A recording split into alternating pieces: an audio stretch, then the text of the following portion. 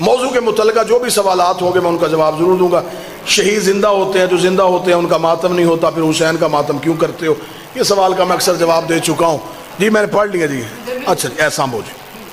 شہید زندہ ہوتے ہیں اور زندہ کا ماتم کیوں کرتے ہیں؟ مجھے تو آج تک مسلمانوں کی پالیسی سمجھ میں نہیں آئی. ہم ماتم کریں تو کہتے ہیں زندہ ہیں، ہم مدد مانگے تو کہتے ہیں مردہ ہیں. اگر ہم کہیں گے یہ زندہ ہیں تو پھر کہتے ہیں کہ نہیں جی مدد مانگتے ہو یہ تو مردہ ہے. خدا نے چھٹا پارا شروع یہاں سے کیا ہے. نہیں پسند کرتا اللہ اونچی آواز پہ رونا، مگر جہاں ظلم ہو وہاں اجازت. اگر تجھے زندہ کے ماتم کی اتنی تکلیف ہے، یعقوب کو پتا تھا کہ یوسف زندہ ہے، نبی تھا، جانتا تھا بیٹا زندہ ہے، پھر بھی 40 سال رویا، صرف یہ سمجھانے کے لیے کہ مظلوم کو رویا جا سکتا ہے. آج ہمیں بندے کہتے ہیں علم سے شفا کیسے مانگ لیتے ہو، کپڑا شفا کیسے دیتا ہے؟ کاش تو نے قرآن پڑھا ہوتا. اللہ نے یعقوب کو یوسف کے کرتے سے شفا دی تھی. لاکھوں دلائل، ہزاروں دلائل. جناب سارا کا چہرے پہ پیٹنا قرآن سے ثابت. اگر کوئی بندہ کہے کہ نہیں یہ تو پچھلے نبیوں کی بات ہے، ہمارے نبی کے دور میں تو ایسا کچھ ہوا ہی نہیں، تو چلے پھر میں حوالہ لکھوا دیتا ہوں. حوالہ لکھ لیجئے، مدارج النبوہ، شاہ عبدالحق محدث دہلوی کی کتاب ہے، مذہب اہل سنت کی معتبر کتاب ہے. اس میں لکھا ہے جب جنگ احد میں رسول کے چچا حمزہ شہید ہو گئے اور احد کے شہداء کا ماتم مدینے میں ہو رہا تھا. اب جو لفظ بالکل لکھے ہیں میں وہ لفظ پڑھوں گا تاکہ کل کو کوئی ویڈیو کیمرے میں میری ویڈیو لے کے کتاب کے ساتھ ٹیلی کرے تو وہ یہ نہ کہے یہاں لفظ اور تھے ممبر سے اور بیان کیے گئے. میں وہی لفظ پڑھتا ہوں جو شاہ عبدالحق محدث دہلوی لکھا ہے. انہوں نے کہا جب رسول مدینہ پہنچے تو پورا مدینہ ماتم کدا تھا. ماتم کدا کہتے ہیں ماتم کرنے والی جگہ، یا میں اس کا آسان لفظ کروں امام بارگاہ. پورا مدینہ ماتم کدا تھا. رسول نے صحابہ سے پوچھا یہ کس کا ماتم ہو رہا ہے؟ تو صحابہ نے کہا یا رسول اللہ یہ احد کے شہداء کے ورثہ اپنے شہداء کے لیے ماتم کر رہے ہیں. رسول نے ٹھنڈی آہ بھر کے، یہ محدث دہلوی کا لفظ، ٹھنڈی آہ بھر کے کہا ہائے میرے چچا حمزہ پہ ماتم کرنے والا کوئی نہیں. یہ کہہ کے رسول گھر گئے. انصار اپنے اپنے گھروں میں گئے، اپنی اپنی عورتوں کو بلایا، بچوں کو اکٹھا کیا اور رسول کے دروازے پہ لے کے آئے. میں جملے پڑھ رہا ہوں مدارج النبوہ سے. انصار صحابہ اپنی عورتوں کو لے کے رسول کے دروازے پہ آئے.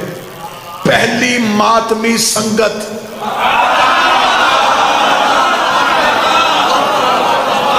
صحابہ کے گھروں سے نکلی، رسول کے دروازے پہ آکے صحابہ کی عورتوں نے اونچی آواز سے رسول کے چچا حمزہ پہ آہو فریاد کرنا شروع کی. محدث دہلوی کہتے رسول اندر تھے. رسول نے پوچھا یہ میرے دروازے پہ کون رو رہا ہے؟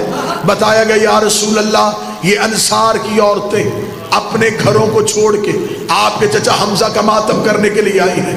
جملے محدث کے نہ ہو میں گردن کا لہو دوں گا. شاہ عبدالحق کہتا ہے رسول نے مصلی پہ دعا کی ہاتھ بلند کر کر میرے اللہ جو میرے چچا کو رونے کے لیے انہیں بھی بخش دے، ان کی اولاد کو بھی بخش دے، ان کی اولاد کو بھی بخش دے، انہیں بھی بخش، ان کی اولاد کو بھی بخش، ان کی اولاد کو بخش.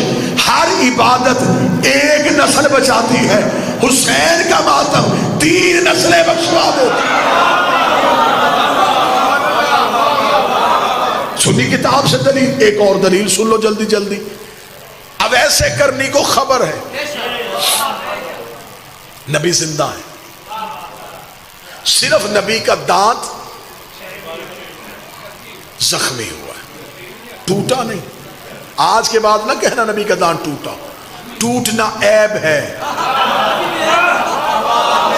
رسول بے عیب. دانت ٹوٹ جاتا چہرے میں نقص آ جاتا، جہاں نقص ہو وہ کامل نہیں ہو. دندان مبارک زخمی ہوا. اویس کو خبر پہنچی، رہتا وہ کرن میں تھا، دیکھا پیغمبر کو تھا نہیں. پتھر اٹھایا، پہلا زخمی کیا، ذہن میں آیا کہ شاید نبی کا یہ نہ ہو،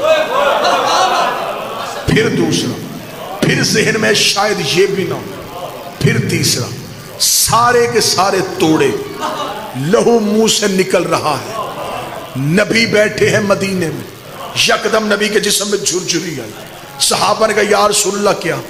رسول نے دیکھا او میرے صحابیوں، مجھے جنت کی خوشبو تمہارے گھروں سے نہیں کرن سے آ رہی ہے، مجھے جنت کی خوشبو کرن سے آ رہی ہے۔ صحابہ نے کہا یا رسول اللہ وہاں کون رہتا ہے؟ فرمایا اگر تم میں سے کوئی کرن جائے، وہاں میرا ایک عاشق ہے، اس کا نام اویس ہے، اسے میرا سلام کہنا۔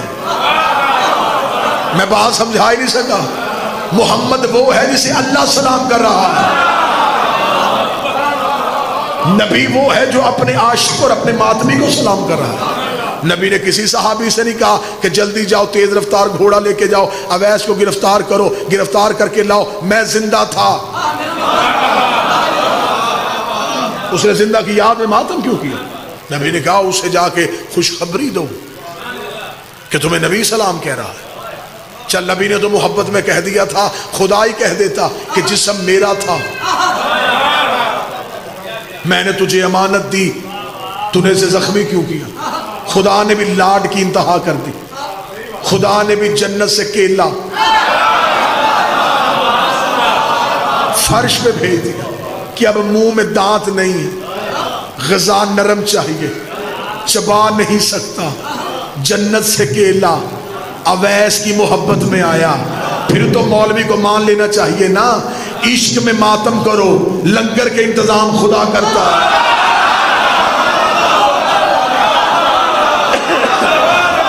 ماتم کے لیے ایک نہیں 1000 دلائل کے انبار لگائے جا سکتے ہیں، لیکن جس نے نہیں کرنا